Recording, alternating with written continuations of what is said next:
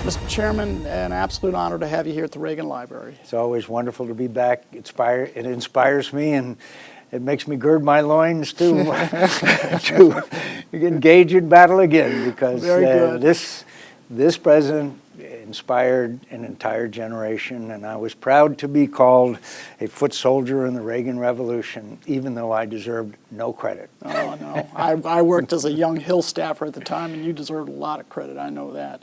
I want to play off a few things that you just discussed in this recent panel, and I have to tell you, I'm a little confused. It seems that this strategy of leading from behind has left us with somewhat of a complicated situation across the board, whether it's Russia, China, Iran.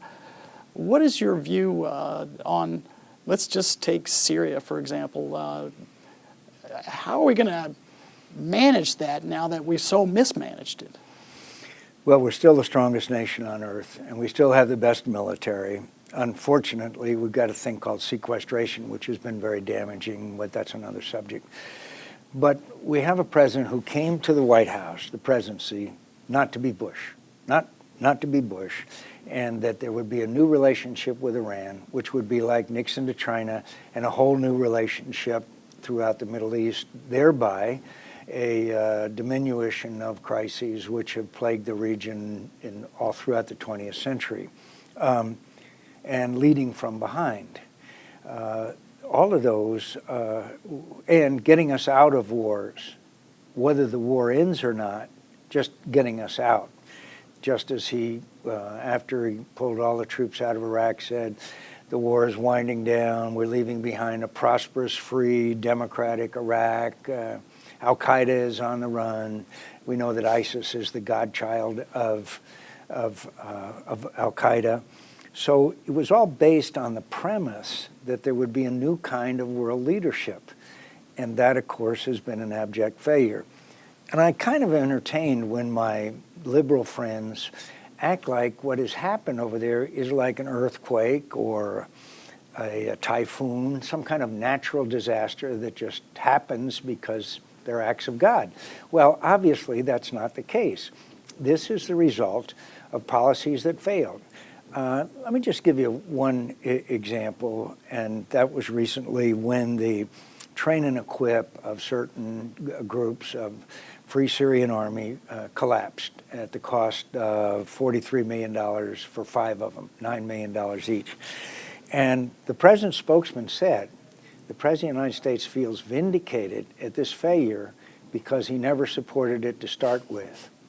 Do you think that Ronald Reagan would have ever? In fact, I happen to remember, now that I'm thinking about it, there was a thing called Iran-Contra. And who sat behind his desk and said to the American people, it is my responsibility?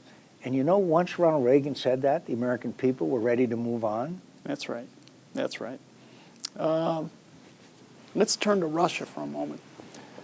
I guess I hesitate to say where you think a line can be drawn, because I know our president's drawn once for a different country. But what about Russia with the Crimea and now the support of in Syria? At what point do we step forward and say, okay, that's it. Our security interests are endangered. Let's change the picture here. I think there's no doubt that Vladimir Putin is playing a weak hand incredibly adroitly. I don't think there's any doubt that he has a strategy and we don't. Whether it be Ukraine, where he is now dismembering the country. And by the way, there's in a lull now. Some of our experts say that come March or April, that Putin will crank up his offensives again and he continues to take bites out of Georgia, scare the daylights out of the Nordic countries as well as the Baltics.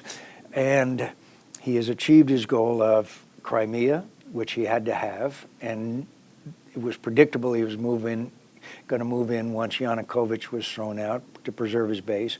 2, to cripple Ukraine because the eastern side is the industrial base. And now we are seeing an economic crisis in Ukraine as well as the military one. Plus, the Ukrainians, much to my dismay, have not attacked corruption in the way that it should. So then he's putting these enormous propaganda pressures on the Baltics. I was recently in Norway and Sweden. They're scared to death.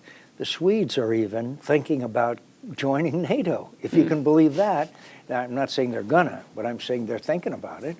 And so the guy is, despite an incredibly weak economy, is able to have an enormous impact. And finally, in Syria, Vladimir Putin now has achieved his objectives. One, prop up Bashar Assad. Two, play a major role in the Middle East.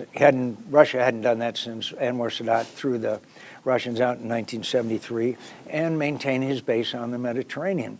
He doesn't want to take over all of Syria. He wants to control that area, and he's in control of it, and we have no strategy.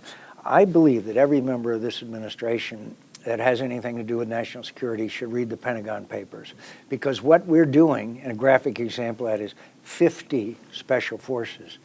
Find me a military expert that will tell you that 50 special forces will make the slightest difference in the scenario that goes on.